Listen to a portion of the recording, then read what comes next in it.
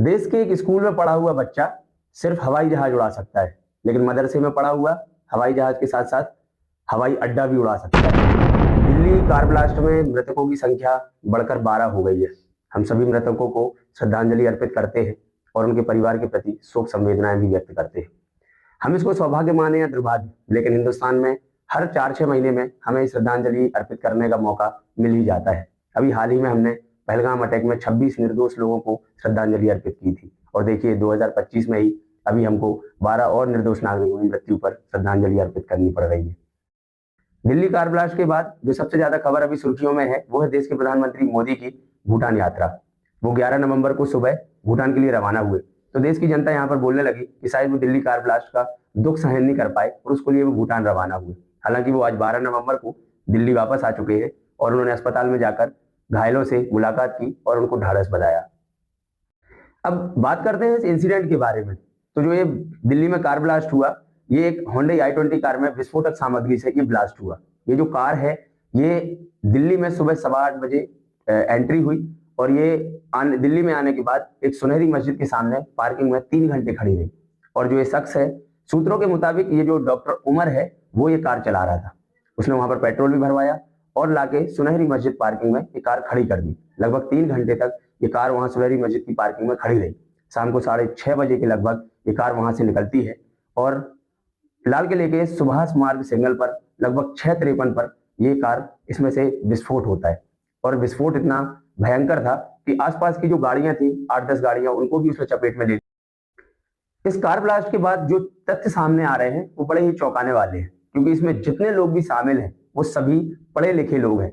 कोई MBBS doctor हैं और ज्यादातर इसमें एमबीबीएस डॉक्टर ही है, क्योंकि जो कार चला रहा था वो भी डॉक्टर उमर और इसके पहले जो अरेस्ट हुए हैं वो भी सभी डॉक्टर ही। दिल्ली कार ब्लास्ट के बाद जो अभी देश में सबसे ज्यादा सुर्खियों में है वो है अल फलाह यूनिवर्सिटी।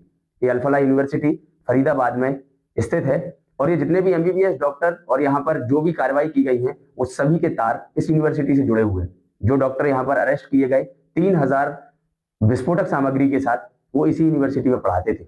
और जो डॉक्टर उमर जो गाड़ी चला रहा था ये भी यहीं से फरार था और इसी यूनिवर्सिटी से उसके तार जुड़े हुए हैं। एनआईए इसकी जांच कर रही है और यूनिवर्सिटी में भी छापामार कार्रवाई कर रही है। यूनिवर्सिटी के जो वाइस चांसलर हैं उन्होंने बयान दिया कि हमारा इसमें कोई लेना देना नहीं है यूनिवर्सिटी से। हमें गर्व होना चाहिए अपनी देश की सुरक्षा एजेंसियों और पुलिस पर, क्योंकि पिछले 10 दिनों से ये छापामार कार्रवाई और पुलिस अपनी एक्शन में है। जम्मू कश्मीर पुलिस, हरियाणा पुलिस और गुजरात पुलिस और दिल्ली पुलिस ये इसकी गहन जांच कर रही है।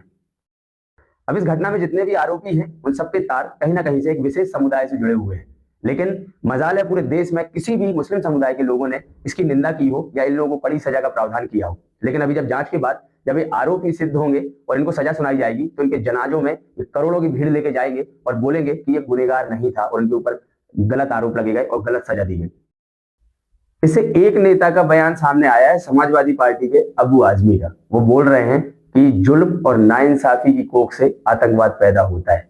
अब आप इनको कौन समझाए कि इस देश में जितने अच्छे से मुसलमान रह रहे हैं वो बांग्लादेश और पाकिस्तान में नहीं रह रहे, फिर भी इनको जुल्म और नाइंसाफी दिखती है। ये रहे कहीं भी, इनको करने इसी तरीके से ब्लास्ट और देश के साथ गद्दारी ही है। और अगर इनको गद्दार बोल दो तो इनको बुरा लग जाता है। ये है इनका देश प्रेम। इस घटना के बाद जो सबसे बड़ा सवाल जनता के मन में है वो ये है कि आखिर इन सबके पीछे जिम्मेदार कौन है, क्योंकि 2014 के बाद अब सरकारें इसकी जिम्मेदारी नहीं लेती हैं। 2014 से पहले जब भी कोई हादसा होता था तो केंद्र की कांग्रेस सरकार और देश के प्रधानमंत्री मनमोहन सिंह को जिम्मेदार ठहरा दिया जाता था। यहाँ तो जब जो नरेंद्र मोदी गुजरात के सीएम थे, जब वो किस तरीके से केंद्र सरकार को आरोपी बनाते थे और उन पर इल्जाम लगाते थे, आप ये वीडियो में खुद ही सुन लीजिए। आप में हिम्मत है, ईमानदारी है, वोट बैंक की राजनीति से मुक्ति का है, आप में सामर्थ्य है, तो मुझे जवाब दीजिए। ये जो आतंकवादी है, ये नक्सलवादी है, उनके पास शस्त्र और बारूद कहां से आता है? वो तो विदेश की धरती से आता है और सीमाएं संपूर्ण रूप से आपके कब्जे में है। सीमा सुरक्षा बल आपके कब्जे में है। जो आपके कब्जे में है उसको तो संभालो और जो विदेश से बारूद आता है, शस्त्र आते हैं, आतंकवादियों के पास पहुंच जाते हैं, उसको तो रोको। ये जब ये आरोप लगा रहे थे तो ये गुजरात के मुख्यमंत्री थे और ये आरोप लगा रहे थे देश के प्रधानमंत्री और देश की केंद्र सरकार के ऊपर। लेकिन पिछले 11 सालों से यही केंद्र सरकार में है और ये देश के प्रधानमंत्री हैं। तो क्या नैतिकता के अनुसार ये सारी जिम्मेदारियां अब ये स्वयं लेंगे या नहीं? अभी तक तो इन्होंने एक भी आतंकवादी हमले की जिम्मेदारी नहीं ली है, लेकिन एक्शन लेने की फुल गारंटी लेते हैं कि हम एक्शन लेंगे, सर्जिकल स्ट्राइक करेंगे, ये सब करेंगे। लेकिन क्या इस सब से ये आतंकवादी हमले रुक जाएंगे? क्या इस देश के निर्दोष नागरिकों की जानें कब तक इस तरीके से जाती रहेंगी और इस देश में कब तक आतंकवादी हमले होते रहेंगे और ना कोई इसका जिम्मेदार है और ना कोई इसकी जिम्मेदारी लेता है?